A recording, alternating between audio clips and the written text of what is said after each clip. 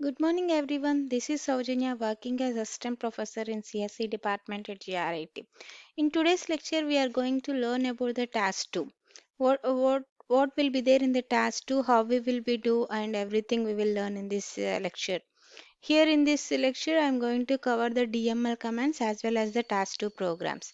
So before going to learn about the task 2 programs, we need to know about the what is the data manipulation language. Data manipulation language is nothing but whenever you want to manipulate the data on the database by using, for suppose if you want to insert the data into database or else if you want to update the data what will be there in the database. For that the reason we are using the data manipulation language. So here DML is a core part of SQL. DML statement is executed when data is added, updated or deleted from the database. A collection of DML statements that form a logical unit of work is called a transaction. Here we are having some commands in the DML. Those are insert command, update and delete command. Here what is the insert command? Whenever you want to insert the data into database, we need to follow some rules. Further, we are having some statements here. We have to follow those rules. First one is values must be separated by commas. Character data must be enclosed within quotes. Column values for data type of column are provided within a single quotes. Oracle internally converts the character field to the data type of field. Null values are given as a null without any quotes. If no data is available for the columns, then then the column list must be included. So here we are having some syntaxes for the insert command.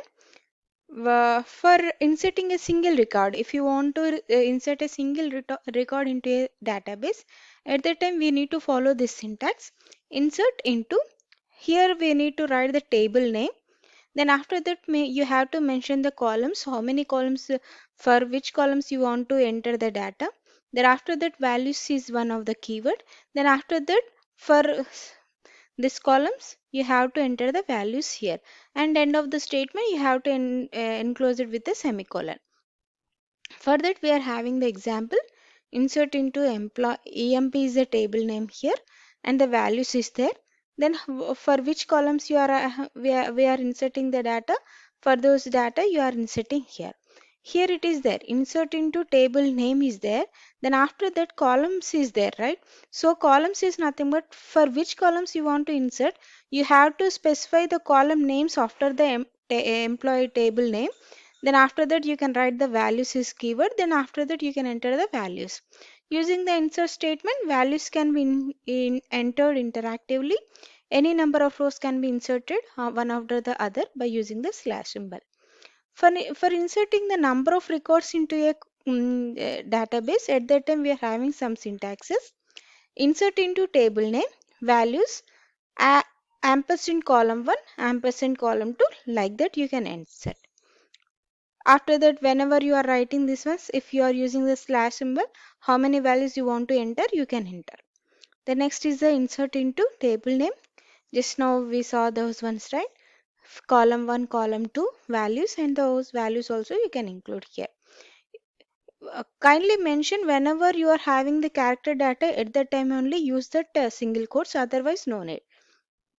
The next one is the insert into table name, field 1, data field. It's nothing but whenever you want to write the two conversion functions, at that time you can use the to date, and that date format also you can mention in the braces by using the single quotes, right? For example, insert into table name, values, ampersand employee name. This is the first format, and how many columns you are taking, those you can specify here, and after that you can insert the data into that one. The next is the delete statement. Here, whenever you want to delete some rows from a table, at that time you can use the delete statement. Here, rows can be deleted from a table using the delete statement. A set of rows can be deleted from the table by specifying the condition in a where class. Specific columns cannot be deleted from a table. Columns we cannot delete it by specifying the delete command, but by using the where command you can delete the number of rows. So for that we are having the syntax here, delete from table name, and you can write the where condition. Delete from employee table, EMP is a table name where employee number equals to 7368. So after that the data will be deleted of that particular employee number.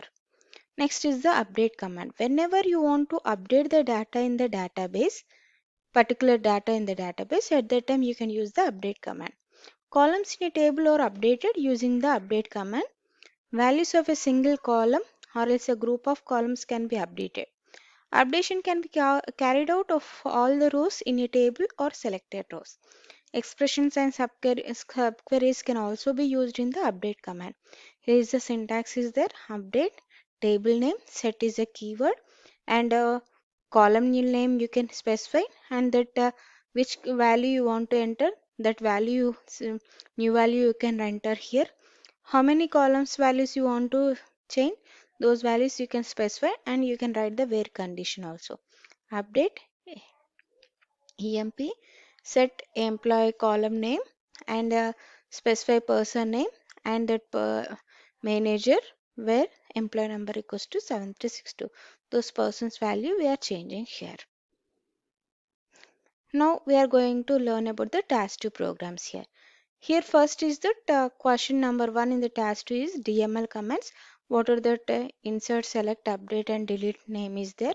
So select command will be come in the next task. So we are learning that insert, update and delete in this task 2. So first question. So here the question is that insert, we are writing the directly for RISMA.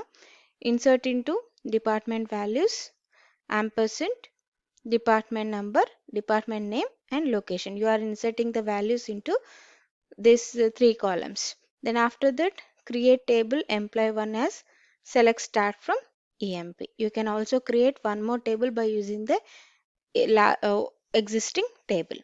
Then also you are inserting some values into the existing table EMP1. Then after that, if you want to delete the table, you can write the truncate table EMP1. Right? Then after that, drop table, table name. Truncate, drop, this already we learn in the DDL commands.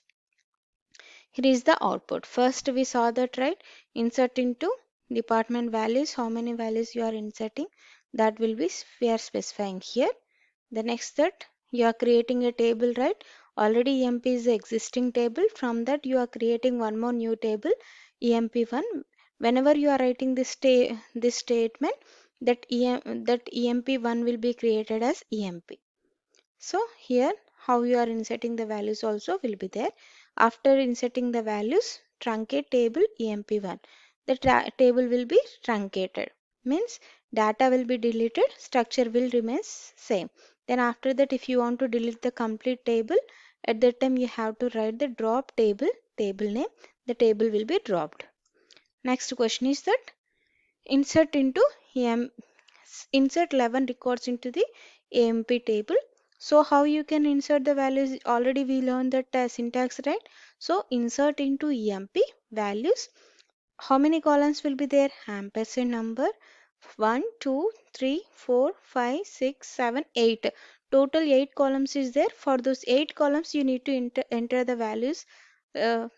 You can insert the values. So for that you have to write the 11 records. So those 11 records we are inserting here, and we are having that 11 rows are created, right?